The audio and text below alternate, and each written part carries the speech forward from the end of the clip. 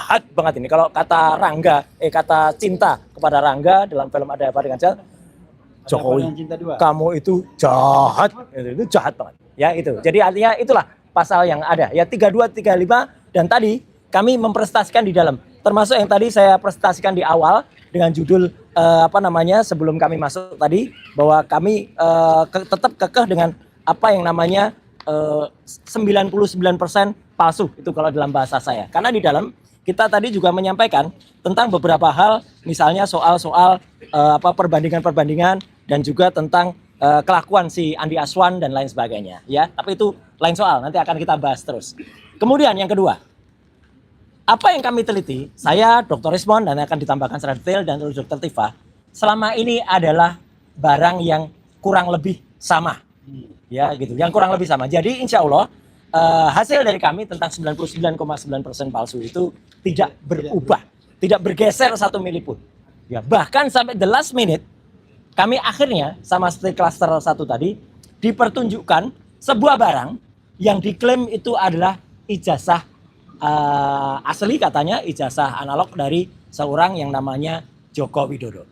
Saya harus berkata dengan terus terang, saya bukan hanya hobi komputer. Saya adalah seorang tukang potret sejak zaman analog dulu. Saya memotret sejak zaman film seluloid. Dan saya bukan hanya bekerja di lapangan sebagai tukang foto. Saya adalah orang yang juga bekerja di kamar gelap. Jadi saya mengerti bagaimana komposisi kalau misalnya kita pakai fixer, kita pakai pengembang, film itu dicuci, kemudian dicetak, kemudian kertas film apa. Dan untuk pas foto yang tertempel di barang yang disebut ijazah itu, saya dengan lantang dan tegas mengatakan saya sangat ragu bahwa itu usia sudah lebih dari 40 tahun. Terlalu tajam, terlalu baru barang itu sebagai sebuah foto yang dicetak dengan kertas foto di tahun 80-an.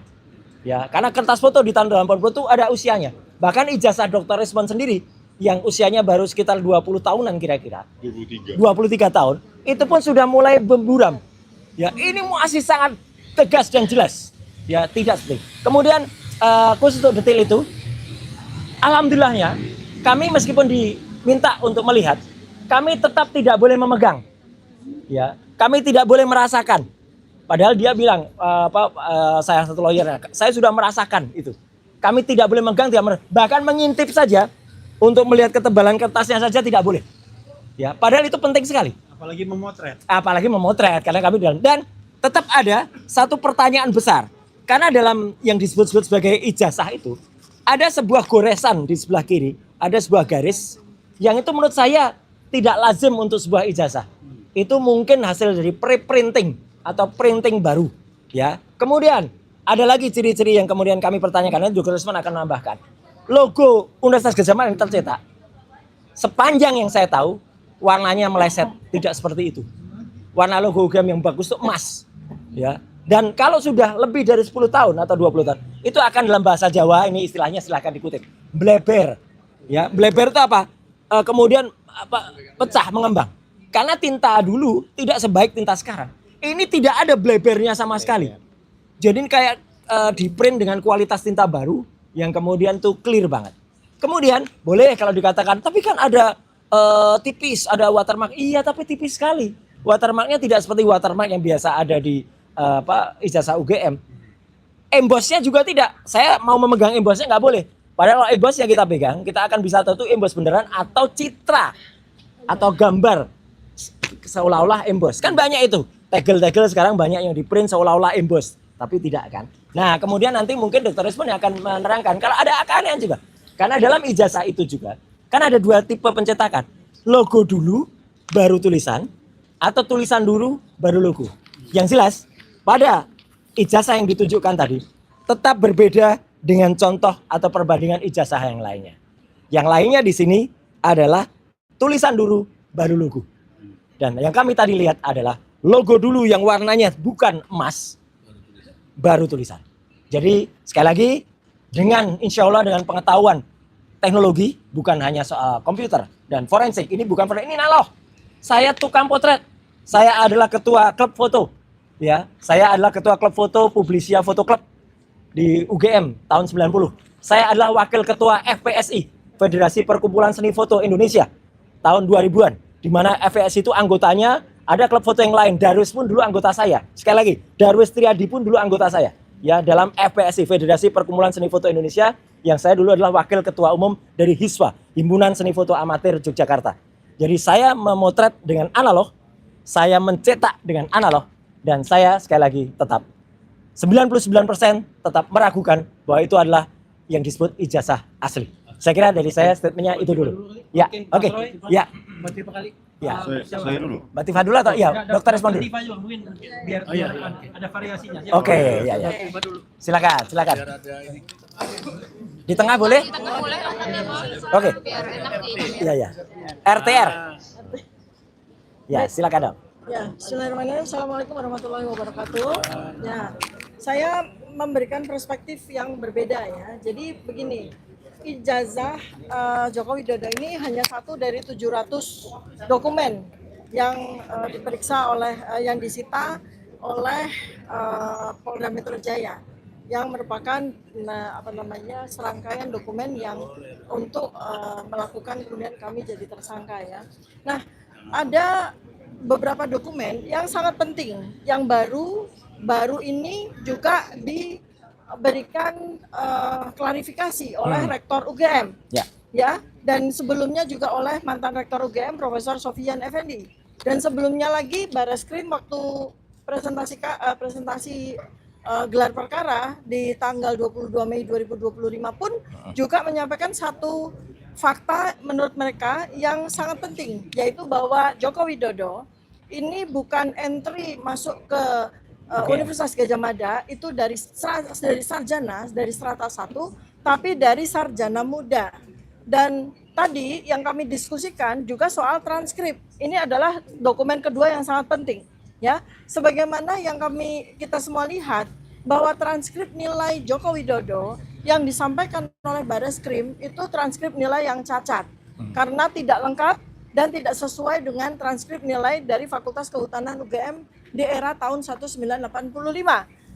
Kebetulan kami bertiga punya spesimen transkrip nilai Fakultas Kehutanan UGM keluaran tahun 1985 yang sangat berbeda dengan transkrip nilai yang disita oleh kepolisian. Ya, dan ini bisa kami buktikan nanti bahwa transkrip nilai keduanya itu betul-betul sangat berbeda. Nah, kalau transkrip nilai asli itu sangat bagus, sempurna, ya, lengkap dengan tanda tangan dari dekan dan pembantu dekan 1 dari Fakultas Kehutanan UGM. Sedangkan transkrip nilai Joko Widodo sama sekali tidak lengkap, angka-angka nilai pun juga ditulis dengan tulisan tangan, dan itu sama sekali tidak lazim untuk lulusan sarjana di Fakultas Kehutanan UGM tahun 1985, karena seharusnya angka tersebut dicetak dengan mesin ketik manual. Ya, dan yang paling penting lagi adalah bahwa transkrip nilai Joko Widodo tidak ada tanda tangan dari dekan dan pembantu dekan 1. Sedangkan transkrip nilai asli tahun 1985 ada tanda tangan dekan dan tanda tangan pembantu dekan 1. Itu yang bisa saya sampaikan, dan selebihnya berbagai macam diskusi yang tadi yang 6 jam ya tadi kami jalani. Kami berterima kasih ya kepada Polda Metro Jaya karena suasananya sangat baik ya, diskusinya berjalan dengan baik. Bagus ya, santai, dan kami diberikan kesempatan yang sangat luang untuk menyampaikan berbagai macam keterangan maupun pertanyaan. Ini sangat berbeda situasinya dengan gelar perkara khusus di tanggal 9 Juli 2025 di Bareskrim. Jauh sekali ya. Jadi kami appreciate dengan Polda Metro Jaya karena menyelenggarakan gelar perkara khusus yang jauh lebih bagus, jauh lebih berkualitas, dan jauh lebih memuaskan bagi kami. Karena kami bisa memberikan penjelasan yang sangat luas ya pada forum tersebut. Ya, itu yang bisa saya berikan. Selanjutnya Bang Rizwan akan menambahkan. Sebelum respon, Prof. Tono. Prof. Tono dulu. Siap. Jadi kawan-kawan semua, Prof. Tono ini adalah salah satu ahli yang kita bawa. Salah satu sedikit sebelum Prof. Tono, berbedanya dengan yang Bareskrim dulu ketika Bareskrim itu, di Bareskrim gelar perkara, saya tersenyum saja dikatakan Pak Roy kok tersenyum terus sih, saya ini serius loh.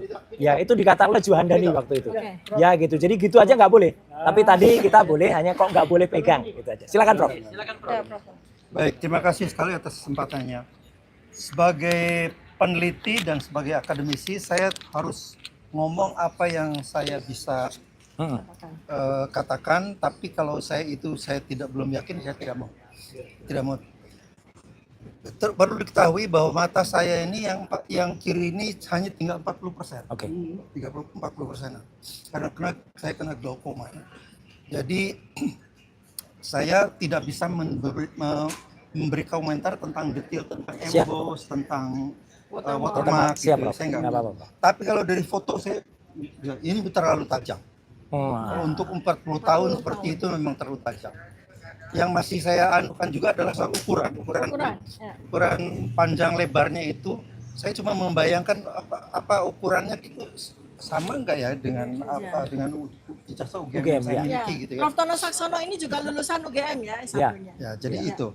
Jadi itu saja yang saya kira saya perlu anukan. Yang tidak bisa saya makanya tadi dalam pertemuan dengan di gelar perkara itu saya sarankan di scan dengan minimum 7.000 dpi. Ya. Minimum 7.000. Kalau bisa sampai 15.000 itu bagus sekali. Karena kalau begitu kita bisa menganalisisnya dengan sangat akurat lah gitu ya. Jadi di luar foto yang memang sangat terlalu tajam. Kemudian ukuran yang itu tadi saya nggak bawa kacamata, jadi saya agak siap Prof. Iya, memang saya biasa baca HP itu nggak pakai kacamata, jadi tadi nggak terbawa. Siap. Jadi itu saja yang saya anukan. Tapi saya sudah sampaikan secara tegas pada Polda tadi di Barreskrim tadi bahwa 3 orang ini adalah aset bangsa. Jadi jangan sampai dikriminalisasi. Mereka harus dipelihara dan diberi fasilitas bekerja supaya mereka bisa menularkan keahlian mereka pada anak-anak muda, mencetak anak-anak muda untuk berkarya lebih baik lagi dari mereka. Itu sebetulnya yang harus dilakukan. Itu saja saya kira yang bisa saya sampaikan. Terima kasih sekali. Assalamualaikum. Ya, biar pick-nya nanti di Bang Rismon. Ridho ini juga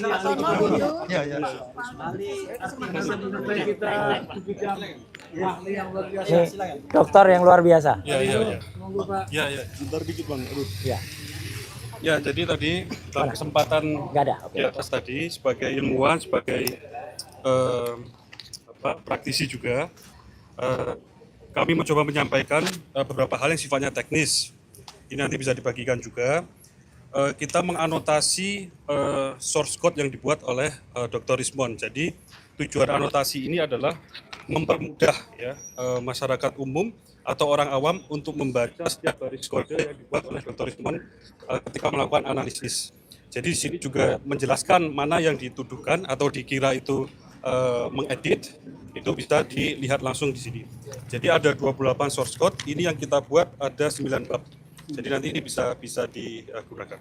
Kemudian juga kita sampaikan apa yang dilakukan Dr. Tifa itu adalah kajian neuropolitika, sebuah simpul keilmuan yang menggabungkan neuroscience, kemudian psikologi kognitif, dan juga ilmu politik kritis. Ya. Ini satu ciri sains di negara maju. Neuroscience dan neuropolitik sendiri itu kita tunjukkan sudah kajian yang established selama dari tahun 80-an. Kebaruan yang dibawa oleh Dr. Tifa itu justru menggunakan data ekspresi mikro dari wajah. Itu yang relatif baru.